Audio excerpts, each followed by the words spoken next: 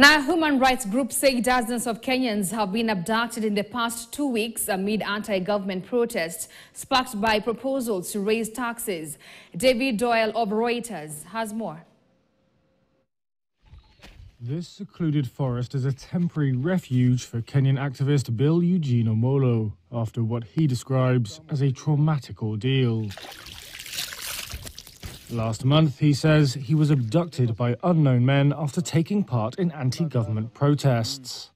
I was told to sit down, forcefully. Once I sat down, it was a cold floor. They asked me to remove my pants, my tracksuit. So I removed my tracksuit. They even took my shoes off from me. They took my shirt off from me. Human rights groups say dozens of Kenyans have been targeted in similar abductions in the past 2 weeks.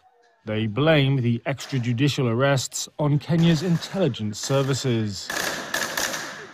A police spokesperson did not respond to requests for comment on the abductions, nor did Nurdin Haji, the director of Kenya's intelligence services.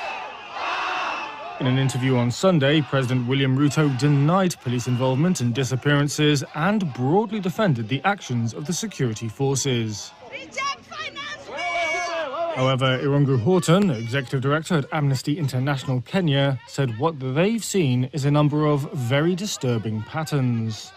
It also has now begun to develop this this pattern that we had not seen probably at this scale since the 1980s, where people who are considered to be protesters or organizers or even just simply voices of dissent are being plucked from their homes or even as they go to church with their family.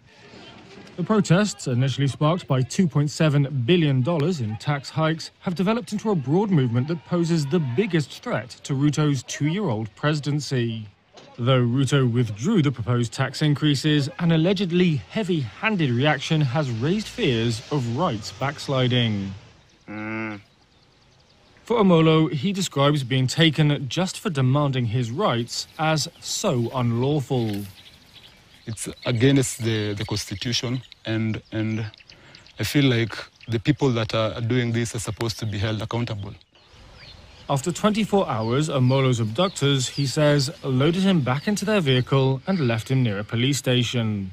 He's now left Nairobi, worried that he's being followed and could be abducted again. But he's also one of the lucky ones. Rights groups say a handful of abduction victims remain unaccounted for.